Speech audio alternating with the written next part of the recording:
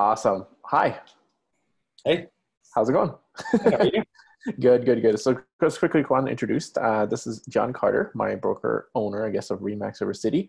And, we've been kind of going back and forth. I think John has been doing an absolutely great job of, first and foremost, is getting ahead of kind of communication aspect with you and your team and kind of putting the right policies in place just to protect your staff, making sure keeping everybody safe and maintaining a kind of operational effectiveness of getting deals processed and communicating with the customers. So first and foremost, thank you for doing this.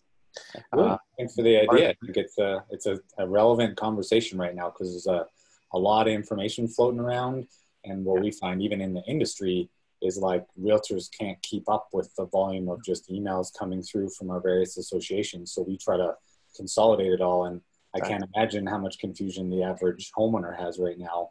Well, it changes daily, right? So we know COVID is not going away. And that's one reality that we now have to face with. What do we do? How do we adjust in our business as part of the reopen strategy for Alberta?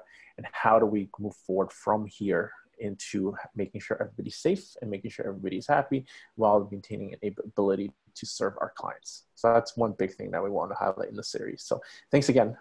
First and foremost, I guess the first part is, as a Remax River City stands as a broker owner, as this happened 4 weeks ago, what kind of policies have you enacted that you found really effective in kind of maintaining and managing and helping your staff, your customers, and your agents do business?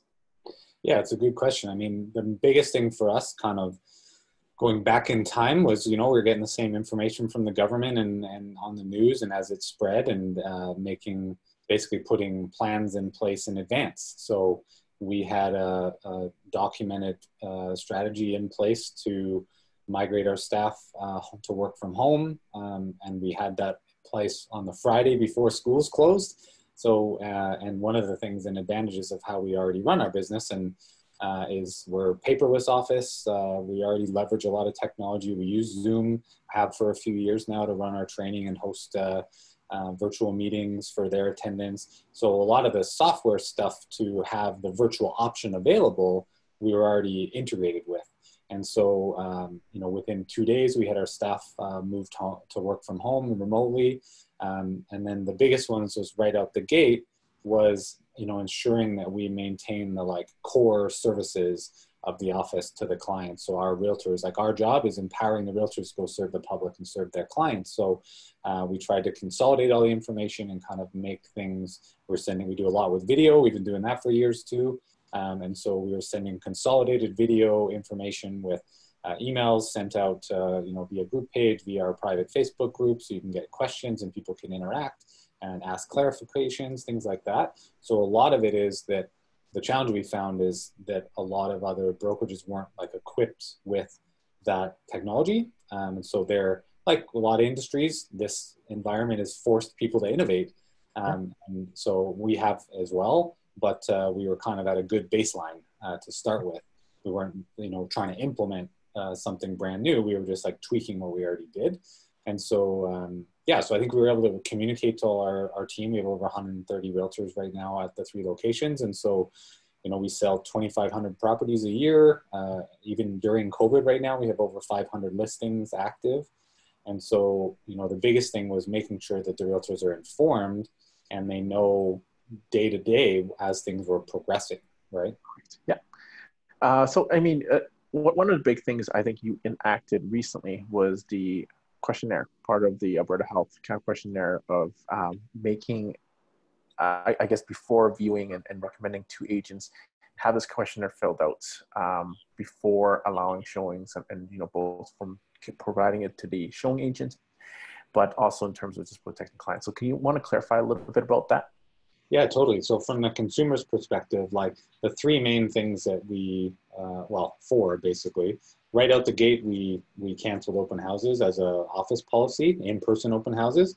We have a lot of our agents that were already doing virtual showings, having 360 tours, video tours like yourself. We do video and photo tours and stuff on your listings. Those tools were there, and we didn't need to have the unnecessary risk of in-person open houses. About 2 weeks after that, our regulator made a policy against open houses province-wide. So that kind of reinforced that decision. And you know, everything right now is consent-based, right? And so real estate was deemed an essential service. So we've been open the whole time with modified processes and safeguards in place. So, you know, health questionnaire is one of the first ones. So we need to ask those screening questions of every single person you interact with, whether it's the other realtor, whether it's you and your client. We have to ask those questions. And there's been situations where people had recently returned from travel and, you know, didn't, I guess, watch the news or know what was going on. Too. Yeah. And we're having in-person interactions with people that put them at risk. So instantly put the health questionnaire in place. It's just, it can be done over the phone, over Messenger, electronically, or, you know, in person at a distance. Some people are sending it to have the client fill out. But it was designed to just make sure we're having those screening questions clarified for the safety of everyone. So it comes to a question of accountability, right? So essentially, I mean, it's nice to have that question there, protecting our clients. I always get the question, and I guess one thing I wanted to highlight is, how do we hold the other person accountable in making sure that's bringing the clients that they bring in is safe and following the rules? Meaning, you know, we request making sure all gloves be worn, masks be worn, and sanitize both in and out before you go in and out of the home, and leaving the shoes outside. So how do you hold that accountability in terms of you as broker and as a company in Remax River City, hold those agents accountable for doing what they do and disclosing? Yeah, it's a great question, and frankly is one of the biggest challenges we've had during all of this. Like every brokerage has their own policies and procedures, so that's part of you know, when you hire your agent, you want to ask those questions and clarify what their processes are. Some are very lax and some are overly strict, where it really makes it more challenging to market the property. But the way I explain it to everyone, including our agents and the public, is that it's all informed consent based. So there's a million different dynamics and circumstances, whether it's a foreclosure listing, a relocation, a vacant property, a brand new build, new home construction, or it's an owner-occupied home with, you know, people that are perfectly healthy, or it's an owner-occupied home with people that are age 65 or older, or are 35 and immunocompromised. We have, I think, 4 or 5 agents in our office that have varying things. One is in her 20s and is a cancer survivor.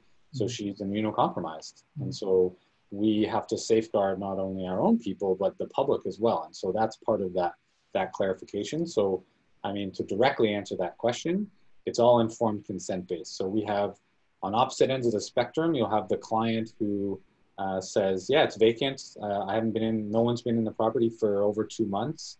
We don't care. And so there's an uptick in showings on vacant property, like within the week of COVID. And so I do think there's a little bit of a false sense of security with that. But if the person going in is taking their own safeguards, then they can feel comfortable to view that home, right? But it's again informed that you need to, the buyer representative agent needs to ask we have a RECA recommended checklist to say, with your informed consent, where's your comfort level? Because some people want masks, gloves, everything sanitized, and other people are just comfortable as long as the doors are open and lights are on and they don't have to touch anything. They'll come in with no gloves, no mask, and they'll view the home. So it's all informed consent. And so the other end of the spectrum, we've had a lot of sellers, and we have had an issue with our agents have done the job of getting that informed consent, having the health questionnaire with our clients so we can represent them and inform them properly. And then showing requests have come in and they're unwilling or unable to, in some cases, because they haven't adapted to electronic signatures and things like that. They're not able to give us the confirmation. So we don't allow the showing, like we deny the showing.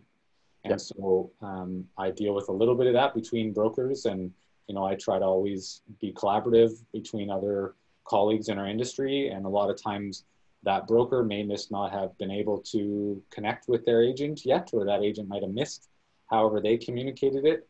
And so, yeah, we're all in it together, right? That's a literal example of how we're all in this together, is we got to just communicate, work together. There's a ton of stuff agents do behind the scenes to make it possible for that client to even get in the door.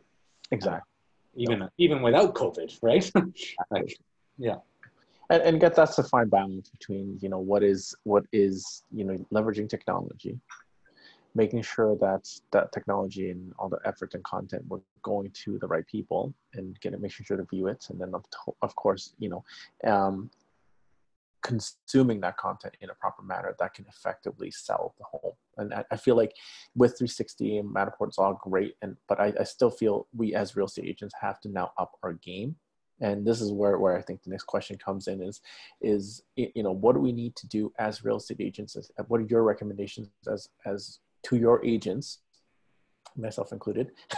What do we need to do to kind of, you know, to pivot and change the way business can be done safely? So, I mean, right now, let's put you online. What are a couple of tips that you suggest for agents to change in their business? So electronic signatures, if they're not already doing it, use of video, and those are trends that have already existed, right? And so my opinion, and this is sort of personal opinion, but of this worldwide pandemic as a whole on business is it's forced innovation. 100%. Right? If there was trends that were already there, it's just amping them up. Like one of the things as an example in the real estate market is the acreage properties. So there's already been a trend to have a home-based garden, have some land to yourself, people that wanted to kind of live on their own off-grid type lifestyle. And a lot of it is based on, you know, HGTV shows and, things that people see on TV. Oh, and traditional Alberta, right? Yeah, exactly. And acreage, the realities of acreage living might not be what they expect, but that's where a realtor comes in, right?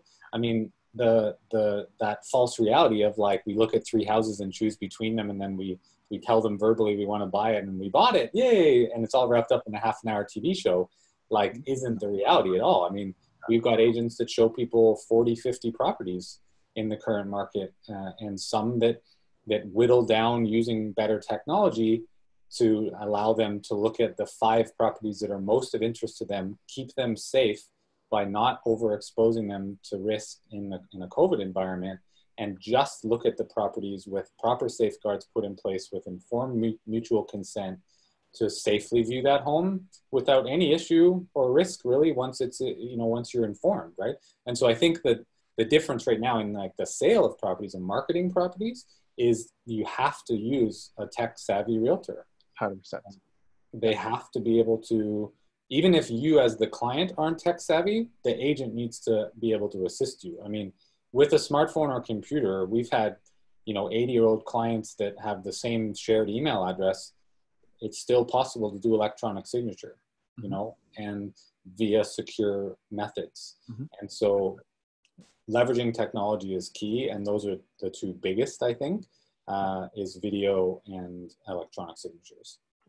So I think one big thing is, I think as soon as the COVID happened, I got a huge laugh at when we're looking at social media. Some of these agents who refuse to embrace Instagram, refuse to embrace Facebook, suddenly mass loading of their listings and mass loading on their content. And I just got such a kick out of it. And I think that's the one big thing that we miss is having a strong social media presence that you can connect with your customers directly, and finding ways to connect with them by providing incredible value is one thing that I think really now is so much more important. On top of course, you know, videos and the ability to promote and market those listings and marketing those listings properly. You know, bad photos, I think the days of bad photos, this is going to be the thing that's going to weed out some of these older agents that doesn't commit, or some agents that don't commit resources into marketing those listings. I'm hoping this is going to be the time that start weeding out the industry, and those agents that are putting a strong forth effort and you know, marketing effort, communication effort, websites, social media presence, those are the things that's going to be really key on separating. There's a huge cost to just, like, you're an independent business owner, right? Like, you run your own small business that we help power, and we're a part of the services that you offer. You have reception staff and conveyancing staff and an in-house digital marketing department and a available assistant on top of what you do as an individual agent, right? Mm-hmm. And so, you know, I think right now that's absolutely the case, is that clients need to be asking those deeper questions to know. We always say results speak for it, right? 100%. If what you're doing works, don't just go on the feature sell of like, hey, look, I do all these different things. Well, does it get the result? Like, does it get you to sell properties for a higher average price in less time? Asking those kind of deeper questions. And I think clients will be more, you know, a little more scrutinizing of their professionals they hire in any industry. And real estate's one of the biggest financial choices we make, right? Plus it's your family.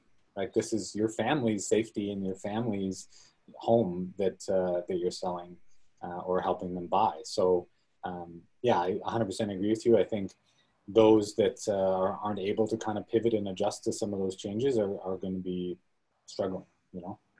Absolutely. So I guess let's wrap up this interview. One last question for you. I think we can both kind of highlight our own thoughts on this.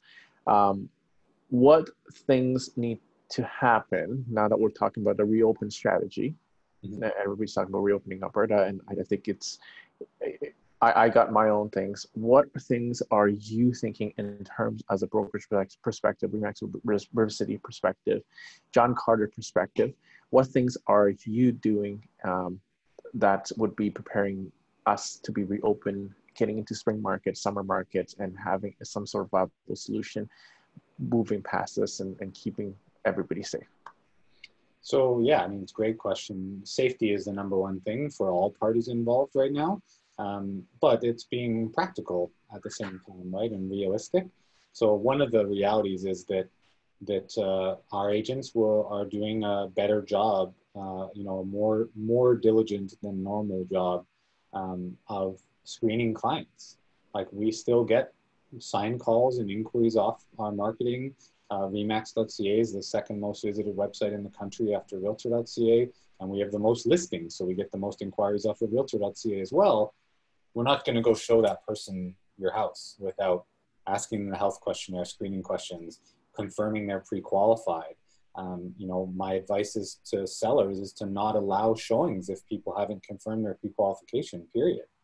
And sometimes our agents do the job for the other agent. You know, we say that sometimes you're not getting paid twice, but you sometimes have to help that other agent do those extra steps of diligence and assist them along the way if they didn't get the same support from their brokerage, or if there's just misaligned policies there that you kind of have to coach them through. If your buyer's interested, here's how we have to do this to protect all parties. So, but from like the practical standpoint, it's about information and collaboration. So we're just last night I was reading through the Alberta government's, I think it's about halfway through it. It's a big document with all their recommendations for businesses. Real estate's deemed essential, and that's because if you're being told to quarantine to your home, you need to have a home. Mm-hmm. And so, you know, that's what our agents aren't out operating as normal pre-COVID, but they are operating still. And so it's modified processes. We've done a big bulk order of masks, of gloves, of hand sanitizer. So we'll have those available for all listings. A lot of our agents have already sourced their own, but like it was a product supply issue. So we found some bulk options. So just equipping us with the new reality, right? Like what we said from day one with this, even with our staff and our team and with the agents was, well, how do we do this in the new reality? Not this isn't possible. How do we do it? Exactly. And so we just have to say, okay, how do we solve? And you know, daily, I get different situations from our agents calling me, and that's the collaboration piece. So we're sharing in our office closed Facebook group. People are bringing up different situations and sharing experiences. We have virtual meetings, which we've always had, but we're doing more of those, and virtual trainings so that people are sharing best practices, sharing ideas. You know, in the first week, we had 2 on how to work with a seller to do virtual listing appointments and basically run the process of putting their home for sale virtually. Same thing as how do you work with a buyer and work through that process. So really making sure everybody's kind of sharing best practices and ideas so that they're able to help their clients and deal with different situations as they come up. Absolutely.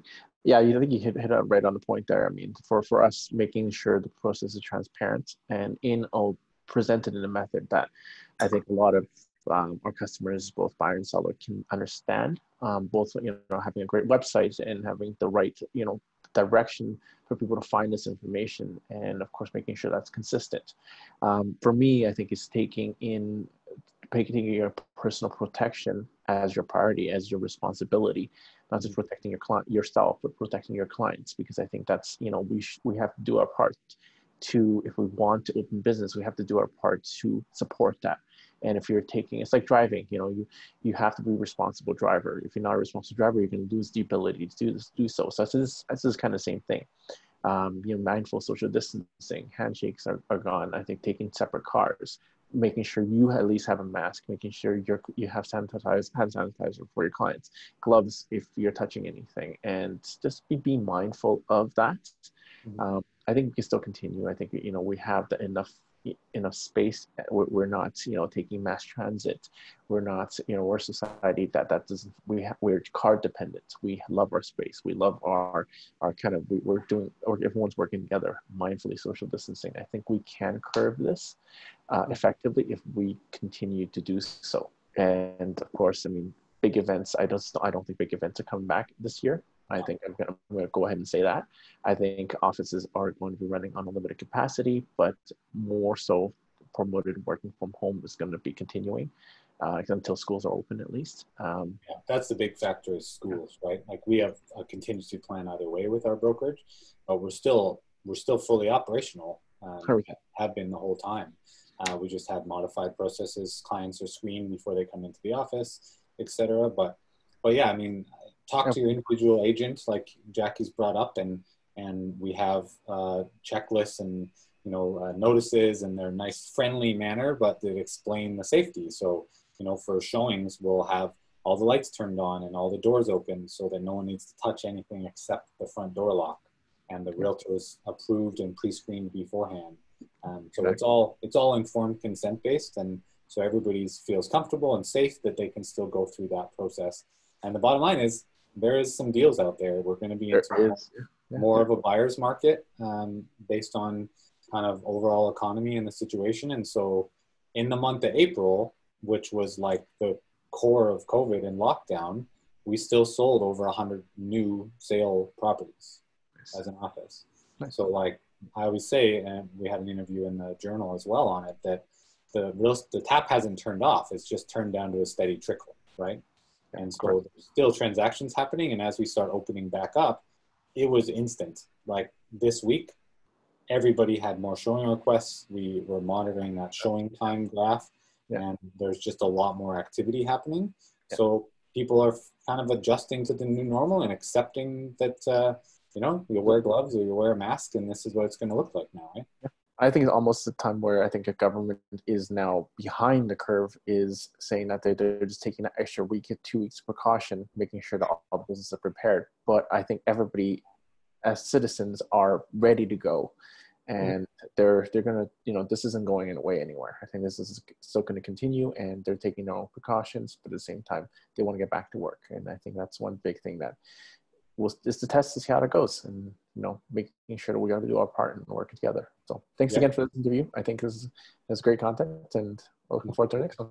Hopefully we'll get out golfing sometime soon in our social distanced way. Golf courses are opening this weekend. So are you excited? Are you going to go? Yeah, we're going golfing on Saturday. Yeah. That's awesome. Awesome. Thank you so much, my friend.